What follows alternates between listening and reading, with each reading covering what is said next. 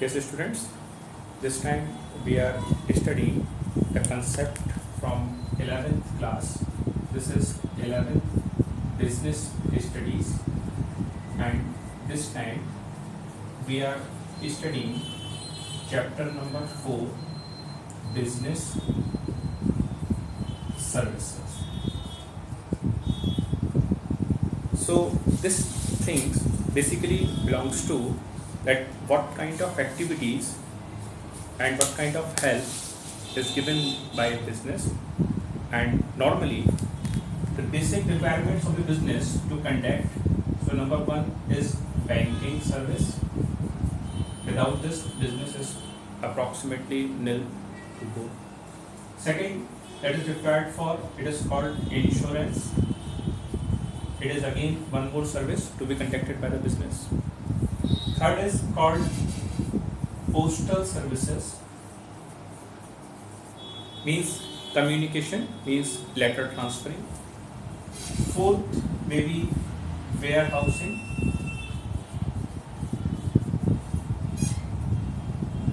So these are the essential services that are required to run a business. आप किसी ऐसी जगह पर अपना कोई बिजनेस खोल के बैठ जाएं जहाँ पर कि कोई पब्लिक मेंबर्स ना हो, किसी गांव में किसी इंटीरियर डीप में चले जाएं और वहाँ जा कर के आप आपका कोई शॉप ओपन करें तो वहाँ कोई नहीं आएगा। अगर कोई कस्टमर आ भी जाता है तो उसको डील करने के लिए आपको बैंक का जरूरत पड़ने वाला है, आपको इंश्योरेंस का जरूरत पड़ने वाला है, पोस्टल सर्विसेज पोस्ट ऑफिस का फैसिलिटी चाहिए, और साथ में आपको वेयर हाउस चाहिए। इनके साथ में आपको एक फिफ्थ सर्विस और चाहिए हो सकता है, दैट इज टेलीकॉम। ये वो सर्विसेज हैं, ये वो रिक्वायर्ड एरिया है जो किसी बिजनेस को रन परफॉर्म करने के लिए, आगे बढ़ाने के लिए आपको चाहिए होगा। अब बात आती है नंबर 1 पर कि अगर कोई पर्सन ये बिजनेस करेंगे तो इसमें बैंक कैसे और क्या सपोर्ट करेंगे और बैंक कौन कौन सी फैसिलिटीज हमें दे रहे हैं। बैंक हमारे लिए, सबसे पहले बैंक को थोड़ा सा समझना पड़ेगा। बैंक इंडिया में जो आज की डेट में रन और वर्क कर रहे हैं, बेसिकली एक general public for class 11th students, it is basically belongs to 2 categories. Number 1, the central bank named in India RBI, Reserve Bank of India. It is totally a government bank, and all the policies of finance concerning matters, this is deal and handled by this bank. So this is the central bank, it means RBI. In German, there is a central bank of Germany, Scotland, central bank of Scotland. In any part of the world except America, they all countries having their own central bank in the name of central bank. Like Central Bank of Scotland, Central Bank of Wales, Central Bank of Italy. But in America, like us, as our central bank work in the name of RBI, same as in America, central bank work in the name of federal bank. So the federal bank in America performs the duties of Central Bank of America. Same in India, Central Bank of India performs the duty of RBI. RBI is the bank that in the name of RBI, they perform the function of central bank. It means all over countries bank. Second category bank, these are called Punjab National Bank, Canara Bank, Syndicate Bank, Bank of Baroda, Union Bank. These are the banks technically called commercial banks. Commercial bank means public dealing bank. ऐसा कोई bank जो आपके घर, आपके दुकान, आपके रास्ते के आसपास है, जो पब्लिक को डील करता है, पब्लिक के रुपए पैसे एक्सेप्ट करता है, उनको लोन भी देता है, इस प्रकार की बैंक का नाम क्या हो जाएगा? Commercial bank. कॉमर्शियल बैंक अगर इंडिया में स्टडी किए जाएं तो बेसिकली ये बैंक भी 2 प्रकार के हैं। एक तो वो बैंक जिनके पास कॉमर्शियल बैंक यानी बैंकिंग लाइसेंस है, और सेकेंड वो वाले बैंक जिन पर कॉमर्शियल लाइसेंस यानी कॉमर्शियल बैंक के लाइसेंस होने के साथ साथ उनके पास में नेशनलाइजेशन सर्टिफिकेट भी है। आज की डेट में इंडिया में जैसे Punjab bank, Canara bank, syndicate bank, bank of Baroda, state bank of India, union bank, ये नाम आपने सुन के रखे होंगे। तो ये वो बैंक हैं जो बैंक बैंकिंग लाइसेंस अपने आप में डिजर्व करते हैं और भारत सरकार से नेशनलाइज्ड बैंक भी है। लेकिन कुछ बैंक और भी हैं, जैसे कि यस बैंक, आईसीआईसीआई बैंक। ये बैंक भारत में बैंकिंग बिजनेस तो कर रहे हैं और इनके पास बैंकिंग लाइसेंस भी है, लेकिन ये बैंक भारत के अंदर नेशनलाइज्ड बैंक नहीं है। But as these bank also runs with the public performance and public duties and they provide the basic facilities to the public, so that's why technically these bank are called commercial bank। तो हमने discuss किया कि 11th standard पर bank पढ़े जाने के लिए मोटे तौर पे दो प्रकार के बैंक हैं। नंबर 1 कैटेगरी का बैंक है commercial bank, central bank, and number 2 commercial bank. Central bank in India like RBI and commercial bank in India like Punjab bank, Canara bank, syndicate bank, bank of Baroda and many others like this. तो bank जहाँ public की dealing हो रही है, public आ जा रही है, public अपना डील कर रही है, पब्लिक अपने पैसे डिपॉजिट कर रही है, तो वो बैंक का नाम कमर्शियल बैंक, और जहाँ पर पब्लिक की कोई डीलिंग नहीं है वो वाले बैंक का नाम सेंट्रल बैंक। फिलहाल हम लोग बैंकिंग सिस्टम के अंदर बिजनेस सपोर्ट की एक्टिविटी पढ़ने वाले हैं, तो हम यहाँ कौन सा वाला बैंक पढ़ेंगे, सेंट्रल बैंक पढ़ेंगे या कमर्शियल बैंक पढ़ेंगे? कमर्शियल बैंक पढ़ेंगे, क्योंकि सेंट्रल बैंक तो बिजनेस को डायरेक्टली हेल्प करेगा नहीं। तो बात यह है कि ये बैंकिंग सर्विस आपको कौन कौन सी बेसिक फैसिलिटीज प्रोवाइड करा रहा है। तो बैंक सर्विस आपको प्रोवाइड कराता है नंबर 1 टाइप की फैसिलिटी, मनी डिपॉजिट। बैंक से आपको एक प्रकार की फैसिलिटी मिल जाएगी कि आपके पास कुछ पैसे एक्स्ट्रा हैं तो आप उन पैसों को डिपॉजिट कर सकते हैं, आप उन पैसों को बैंक के अंदर में रखवा सकते हैं। इससे आपको सेफ्टी का फीचर मिल जाएगा, सिक्योरिटी मिल जाएगी, बैंक का इंटरेस्ट मिल जाएगा, और जब भी आप अपने पैसे वापस चाहोगे तो बैंक आपको वो भी प्रोवाइड कर देगा। अब आप बैंक के पास पहुंचे कि भाई हमारे पास कुछ पैसे हैं, उनको डिपॉजिट करना है, तो आप हमारे पैसे रख लो। तो बैंक कह रहा है हमारे पास 4 तरह की अलग अलग स्कीम्स हैं, आप कौन सी स्कीम में पैसा डिपॉजिट करोगे? हमने कहा भाई स्कीम बता। तो यहाँ किया है और 36 मंथ का मैंने टाइम कमिटमेंट किया था आपसे, और यहाँ आकर के मेरे अकाउंट में लगातार डिपॉजिट की अगेंस्ट 30 महीने 30 मंथ हो चुके हैं। अब मेरे को मेरे पैसों की अर्जेंट जरूरत है, तो आप मेरा पैसा आज ही वापस कर दो। तो आरडी अकाउंट में किसी भी कंडीशन में आपको आपका पैसा वापस नहीं मिलेगा। वो आपको पैसा जो वापस मिलेगा वो on the date of maturity मिलेगा। अगर आपने आरडी को बीच में इंटरप्ट किया और आपने पेमेंट आगे की कॉल का नहीं किया, या कोई भी कॉल का पेमेंट टाइम से आपका नहीं हुआ, तो ऐसी कंडीशन में बैंक आपकी जो मनी है, जितना भी मनी था उसको सीज कर देगा। बैंक आपको कोई इंटरेस्ट नहीं देगा, और बैंक आपको पेमेंट फिर भी जितना पैसा डिपॉजिट कर दिए हो उस पैसे की रिटर्निंग बैंक आपको मैच्योरिटी डेट पे करेगा। हो सकता है पैसे पेनल्टी और cut, that is RD account. Next एक प्रकार का आरडी अकाउंट और है, that is called FD account. और एफडी अकाउंट का मतलब यह है fix deposit account. Fix deposit account का मतलब यह है कि बैंक में आप 1 टाइम मनी डिपॉजिट कर रहे हो और बैंक से आप 1 टाइम मनी विड्रॉ कर रहे हो। इस प्रकार की टर्म्स का नाम क्या हो जाएगा? FD account, fix deposit account. आप बैंक में जाओगे तो बैंक में जाकर के आपको एक नॉर्मली कोई भी बैंक हो, कमर्शियल बैंक हो, तो वहाँ आपको एक नोटिस बोर्ड, एक मीटर लगा होगा, एक इन्फॉर्मेशन बोर्ड लगा होगा, वहाँ पर लिखा होगा रेट ऑफ इंटरेस्ट। तो उन्होंने रेट ऑफ इंटरेस्ट पे लिख के रखा है कि अगर आप इंटरेस्ट 45 डेज से कम समय का एफडी कराते हैं तो उस केस में आपको जो इंटरेस्ट मिलेगा वो सपोज 3.5% का मिलेगा। ऐसे ही अगर आप ये इंटरेस्ट 46 डेज से लेकर के और 90 डेज का कराते हैं तो एफडी में आपको 4% का इंटरेस्ट मिल जाएगा, और अगर आप ये 91 डेज से 180 डेज का करा लेते हैं तो एफडी में आपको 4.5% का इंटरेस्ट मिल जाएगा। अलग अलग इंटरेस्ट रेट लिखा होगा एज पर टाइम ड्यूरेशन। अब ये तो टाइम ड्यूरेशन की बात हुई, लेकिन ये जो इंटरेस्ट रेट्स हैं ये बैंक टू बैंक सर्विसेज के अकॉर्डिंग बदल सकते हैं। ऐसा जरूरी नहीं है ये इंटरेस्ट रेट पंजाब बैंक के हैं तो यही इंटरेस्ट रेट कैनरा बैंक और सिंडिकेट बैंक के भी हैं, ये अलग अलग हो सकते हैं, इनमें 1-1/2% का आगे पीछे हो सकता है।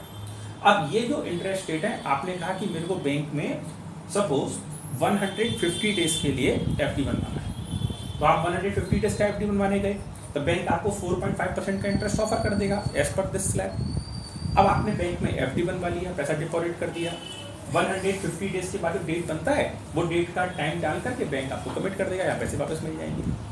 अब अगर आप पेमेंट को लेने के लिए 150 डेज के बाद पहुंचते हैं तो बैंक आपको पूरे आपके पैसे वापस करेगा, जितना भी प्रिंसिपल अमाउंट था, जितना भी इंटरेस्ट। लेकिन सपोज आपने एफडी बनवाने की डेट से पहले नंबर पर आप 90 डेज या 80 डेज के ड्यूरेशन में बैंक पहुंच गए।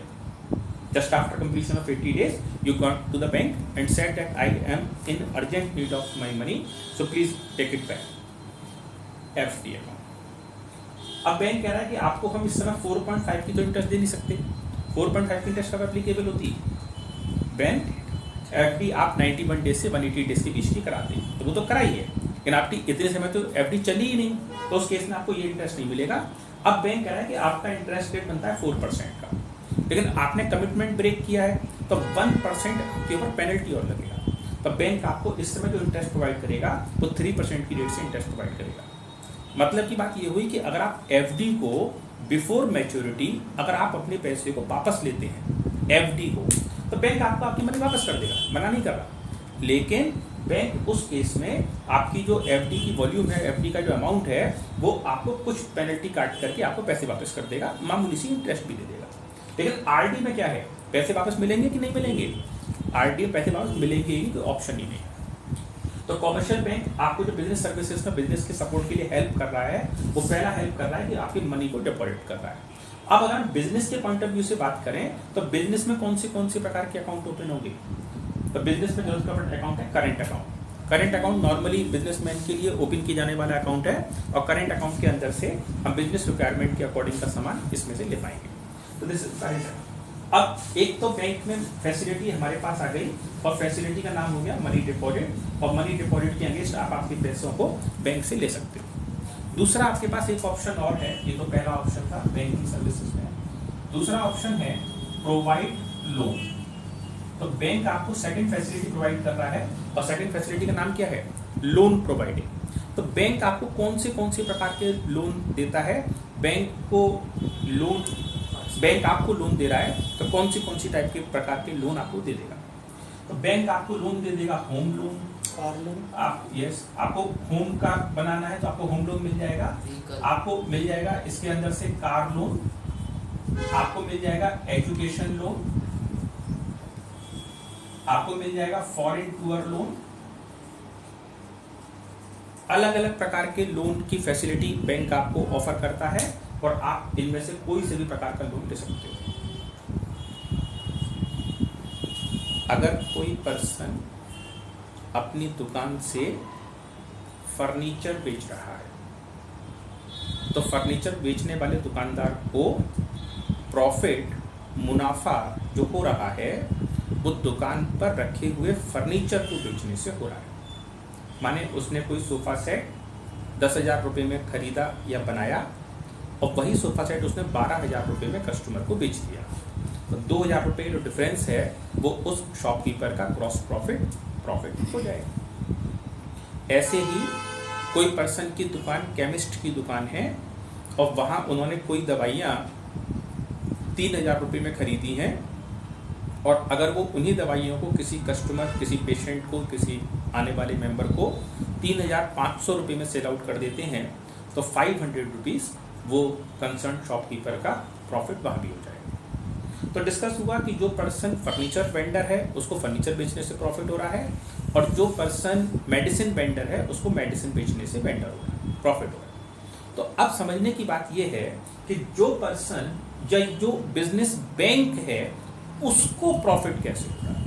तो दरअसल बैंक को जो प्रॉफिट होगा वो होगा by providing loan to the public.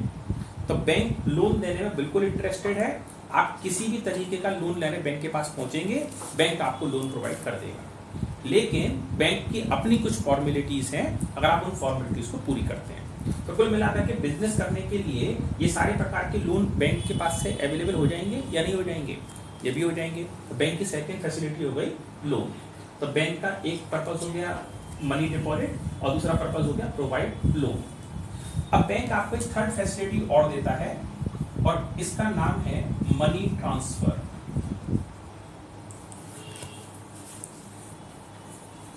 आप कानपुर रहते हैं, कुछ पैसे आपको कानपुर से हैदराबाद ट्रांसफर कराने हैं, तो कानपुर पर आप हैं तो आपको पैसे हैदराबाद पहुंचाने हैं, तो इसमें आपको बिजनेस के इस ट्रांजैक्शन में बैंक आपकी बहुत बड़ी हेल्प करने वाला है।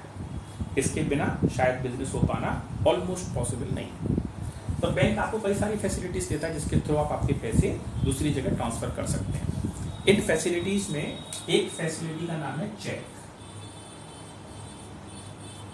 एक है ड्राफ्ट, एक है पे ऑर्डर, एक है इसमें आरटीजीएस और एक और है नेफ्ट। इन वाली फैसिलिटीज के थ्रू बैंक आपके पैसे, इनमें से कोई सी भी एक या सभी को यूज करके आप बैंक से आपके पैसे, बैंकिंग चैनल को यूज करके आप आपके पैसे एक शहर से दूसरी जगह पहुंचा सकते हैं। चेक बैंक के द्वारा इशू की गई एक चेक बुक है जो बैंक में अकाउंट खोलने वाले अकाउंट होल्डर को वो चेक बुक बैंक इशू कर देगा। अब वो पर्सन इस चेक बुक में से एक चेक लीफ निकाल करके और उस पर कंसर्न पर्सन का नाम लिख करके और उस पर्सन के बैंक में अगर उसका अकाउंट नंबर हो जाए तो बहुत ही बढ़िया बात हो जाएगी, उसको अकाउंट नंबर लिख करके बैंक पर्सन को चेक लीफ हैंड ओवर कर देगा और बैंक के अकाउंट से पैसे कट जाएंगे। तो ये एक मेथड हुआ। चेक विद इन सिटी वाले भी होते हैं और आउटसाइड सिटी वाले भी होते हैं। अगर आप किसी पर्सन को अपने अकाउंट का चेक दे रहे हैं तो आप अपनी सारी वाइटल इंफॉर्मेशन दूसरे पर्सन को अपने हाथ से लिख करके या प्रिंट करके ही दिए दे रहे हैं। इसमें आपका बैंक अकाउंट नंबर, बैंक का IFSC कोड, बैंक में आपका सिग्नेचर का टाइप, बैंक ब्रांच नेम, सारी कॉन्फिडेंशियल इंफॉर्मेशन आपके पास से दूसरे पर्सन के पास चली जाती है। लेकिन फिर भी इस तरीके से पेमेंट होता है। दूसरा है मेथड ड्राफ्ट। ड्राफ्ट एक मेथड है जो कि आउटसाइड सिटी काम करता है। आउटसाइड सिटी का मतलब होता है कि आप दिल्ली में रहते हैं और आपको जयपुर पैसे भेजने हैं, तो उस केस में ये ड्राफ्ट वाला पेपर काम करेगा। आप बैंक जाओगे और बैंक जाकर के बैंक मैनेजर को बोलोगे या कंसर्न डीलिंग असिस्टेंट को बोलोगे कि हमको हमारे 5 लाख रुपए दिल्ली में हम रहते हैं तो हमें जयपुर पहुंचाने हैं। तो बैंक कहेगा ठीक है, आप 5 लाख रुपीस हमारे अकाउंट में डिपॉजिट कर दीजिए, बैंक अकाउंट में डिपॉजिट कर दीजिए। बैंक आपको डिपॉजिट की स्लिप दे देगा और फिर उस स्लिप के बिहाफ पर बैंक जो है आपसे पहले मनी रिसीव करने के बाद या आपके अकाउंट से पैसे कटवाने के बाद में आपको 5 लाख रुपए का ड्राफ्ट बना करके बैंक हैंड ओवर कर देगा। ड्राफ्ट प्रिंट करने का काम, लिखने का काम बैंक करेगा और बैंक में से ही सारी डिटेल्स एक से दूसरे पर्सन के पास पहुंचेगी। तो यहाँ पर ड्राफ्ट का जो मूवमेंट होगा, ड्राफ्ट जो जाएगा वो बैंक का मैनेजर लिखेगा। यहाँ पर चेक है जो पार्टी खुद लिखती है, बैंक अकाउंट होल्डर खुद लिखता है, और ड्राफ्ट है जो दूसरी पार्टी को चेक बैंक बना के देता है। चेक के डिसऑनर होने का चांस रहता है, कभी सिग्नेचर मैच नहीं कर रहे, कभी अकाउंट बैलेंस नहीं है, कभी कुछ और भी कारण हो सकते हैं, लेकिन ड्राफ्ट डिसऑनर नहीं होता क्योंकि बैंक उसको वैल्यू रिसीव करने के बाद ही बनाता है और सिग्नेचर भी बैंक के मैनेजर की होते हैं जो अपने आप में ऑथराइज्ड होते हैं। पे ऑर्डर नेक्स्ट डिटेल है। पे ऑर्डर के थ्रू भी आप अपनी मनी ट्रांसफर कर सकते हैं, लेकिन पे ऑर्डर में जो पेमेंट होगा ये विद इन सिटी होगा। आप आगरा रहते हैं तो आगरा के अंदर ही आपको कोई पेमेंट ट्रांसफर करना है तो यहाँ पर पे ऑर्डर बनेगा।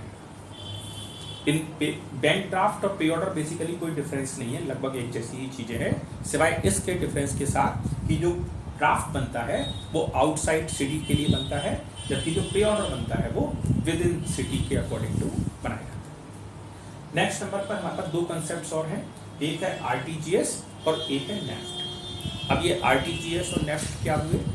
RTGS real time cross settlement है। जिस सेकंड आपके अकाउंट से पैसे कट ऑफ होंगे उसी सेकंड ये पैसे दूसरे अकाउंट में पहुंचेंगे।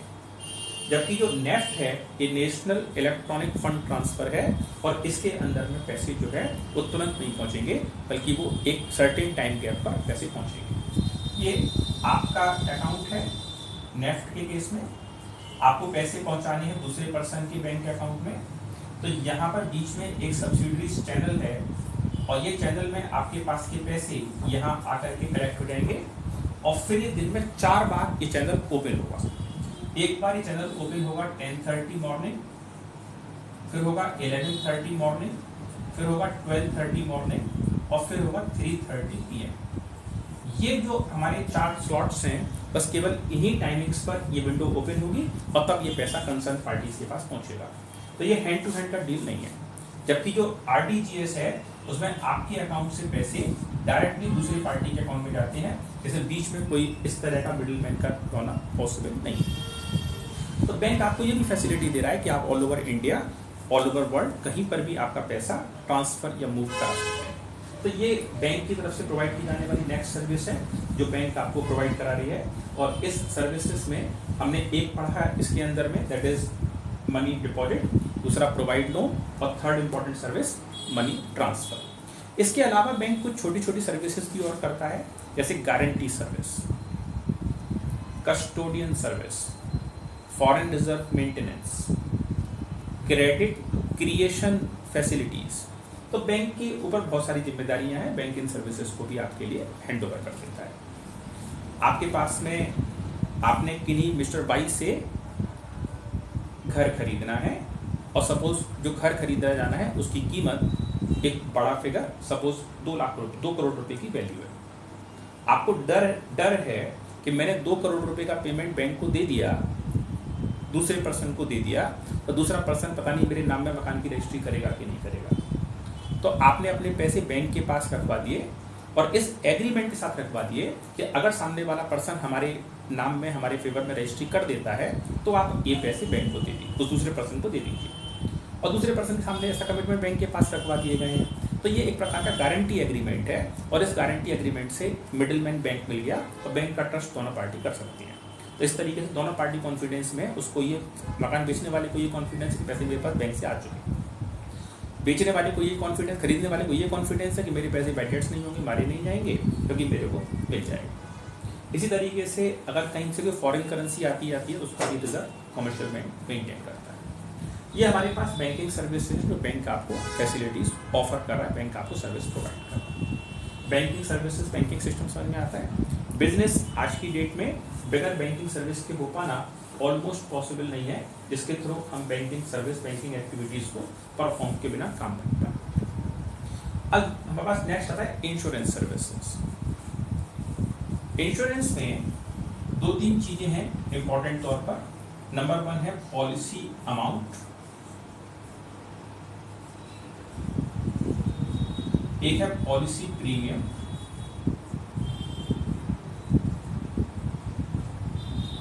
पहले नंबर पे 2 चीजें समझेंगे, एक है पॉलिसी अमाउंट और एक है पॉलिसी प्रीमियम। पॉलिसी अमाउंट का मतलब है कि आपने इंश्योरेंस कंपनी से ये एग्रीमेंट किया है कि अगर आपके यहां पर कोई प्रकार का नुकसान होता है, कोई प्रकार का, जिस पर्पस का इंश्योरेंस आप कराए हैं, अगर जिस पर्पस का इंश्योरेंस आप कराए हैं इस प्रकार का कोई नुकसान होता है, उस पर्टिकुलर रीजन का नुकसान होता है, तो बैंक आपको पॉलिसी अमाउंट, जो अमाउंट आपने फिक्स किया है, मैक्सिमम उस लिमिट तक आपको पे कर देगा। सपोज आपने 20 लाख रुपए का इंश्योरेंस कराया है, तो 20 लाख रुपए वो मैक्सिमम फिगर है जो इन केस ऑफ एक्सीडेंट और इन केस ऑफ लॉस, जो भी पर्पस था, जिस पर्पस का इंश्योरेंस कराया गया था, उस केस में बैंक आपको कंपेंसेट कर देगा। That is the maximum limit policy amount. Policy premium, इस अमाउंट को, इस पॉलिसी, इस स्कीम को अपने फेवर में लेने के लिए आप जो पैसे इंश्योरेंस कंपनी को पे ऑफ करोगे, that is called policy premium. ये policy premium, policy according to अलग अलग हो सकती हैं। हमेशा ये पॉलिसी प्रीमियम एडवांस होगा, किसी भी कारण से ये पॉलिसी प्रीमियम लेटर ऑन नहीं होगा। जिस दिन आप पॉलिसी कराएंगे, इंश्योरेंस लेंगे, उसी डे 1 आपको ये इंश्योरेंस का वर्किंग कराना पड़ेगा। तो इंश्योरेंस में आपको पॉलिसी अमाउंट के लिए आप सिक्योर हो जाओगे by payment of policy premium. You get it? By insurance company you will be insured for policy amount by paying for policy premium, but in case of the accident, the loss for which you get the insurance. Now we have some important principles of insurance that you should learn very clearly because it is an important part. So this time we are learning principles of insurance. Number 1, this is utmost good faith.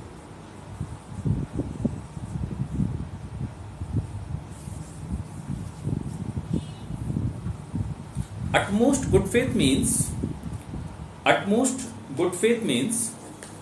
जिस दो person insurance करवाने वाला और एक insurance करने वाला, यानी insurance company और वो पर्सन जो इंश्योरेंस करवा रहा है, दोनों ही पार्टीज एक दूसरे के साथ सारी की सारी इंफॉर्मेशंस बिल्कुल क्लियर कट एक दूसरे को बता देंगे। कोई भी फैक्ट, कोई भी जानकारी छुपा करके नहीं रखी जाएगी, कोई भी इंफॉर्मेशन हाइड कर ली जाए, ना बताई जाए, ऐसा नहीं किया जाएगा। सो ये तो इंश्योरेंस कंपनी की रिस्पॉन्सिबिलिटी है कि वो इंश्योरेंस के टाइम पर इंश्योरेंस करवाने वाले पर्सन को सारी डिटेल क्लियर करे। ऐसे ही इंश्योरेंस जो पर्सन करवा रहे हैं उसको ये लायबिलिटी बनता है कि वो अपने से संबंधित सारी डिटेल्स इंश्योरेंस कंपनी को शेयर करें। That is called utmost good faith. दोनों पार्टी एक दूसरे के फुल कॉन्फिडेंस में, फुल जानकारी, फुल इंफॉर्मेशन में, बिना कोई जानकारी छुपाए एक दूसरे के साथ इंफॉर्मेशन को शेयर करें। This is called utmost good faith. Second is indemnity. Utmost important principle of the insurance sector. Indemnity means अगर लॉस हुआ तो you will be eligible to get compensation of your loss only in the event of loss, and loss by the same manner for which you are get insured. Suppose you are insured for loss by fire, so you will be technically eligible to get the insurance volume only in case of accident occurs by loss by fire. In case of accident, so you will be insured to get the remedies or at the compensation amount only in case of loss by fire held over there. So this is principle of indemnity. The principle of indemnity says you will be eligible to get compensation in case of loss, and loss should be incurred only by the reason for which you get the insurance. अगर loss नहीं हुआ तो claim भी नहीं मिलेगा। Principal of indemnity कहता है कि आपको क्लेम कब मिलेगा, जब आप उसी पर्पस का लॉस करेंगे। One more important thing also, suppose आपने इंश्योरेंस कराया, पॉलिसी अमाउंट आपने फिक्स किया, सपोज 10 लाख रुपीज, इसके लिए आपने पॉलिसी प्रीमियम दे दिया सपोज 20,000 रुपीज। अभी लॉस हुआ, आपकी कार जिसका आपने इंश्योरेंस करा के रखा था, वो कार में फुल कार था और कार में एक साइड से डैमेज हो गया, और उस डैमेज को फिलअप कराने में, ठीक कराने से, रिपेयर कराने में आपके 3 लाख रुपए खर्च हो गए। तो आपने इंश्योरेंस कंपनी से कहा भाई हमारा तो इंश्योरेंस 10 लाख रुपए का था, एग्रीमेंट हुआ था कि अगर एक्सीडेंट हुआ और जिस पर्पस का इंश्योरेंस कराया गया था उस पर्पस का हुआ तो तुम हमें क्लेम दोगे। तो ऐसी कंडीशन में एक्सीडेंट तो हुआ है और एक्सीडेंट का इंश्योरेंस कराए थे, एक्सीडेंट हुआ है, तो तुम 10 लाख रुपए दे दो। तो इंश्योरेंस कंपनी नहीं, insurance company as per principle of indemnity आपको जो नुकसान हुआ है, लॉस हुआ है, इंडेमनिटी प्रिंसिपल में आपको उस लॉस को पूरा करके कंपेंसेट आपको कर दिया जाएगा। प्रिंसिपल ऑफ इंडेमनिटी के अंतर्गत आपको जो अमाउंट क्लेम मिलेगा वो कौन सा वाला क्लेम मिलेगा, जिस समय पर आपको फुल वैल्यू का क्लेम नहीं मिलेगा, बल्कि प्रिंसिपल ऑफ इंडेमनिटी के मुताबिक आपको लॉस उतनी कीमत का मिलेगा, उतने रुपए का कंपेंसेशन मिलेगा जितने रुपए का अमाउंट लॉस हुआ। 3 बातें। नंबर 1, लॉस हुआ तो पेमेंट मिलेगा, नंबर 1। नंबर 2, लॉस उस कारण से होना चाहिए जिस पर्पस का इंश्योरेंस आप करा रहे हैं। नंबर 3, आपको मैक्सिमम अमाउंट क्लेम में उतना मिलेगा जितने रुपए का आपका लॉस हुआ है। कभी भी आपको मिल जाने वाला कंपेंसेशन लॉस, आपको कंपेंसेशन अमाउंट आपको हुए लॉस के अमाउंट से ज्यादा का नहीं होगा। This is principal of indemnity. You get it? Utmost good faith, the number 1, दोनों पार्टी एक दूसरे को पूरी जानकारी क्लियर करें। Next indemnity.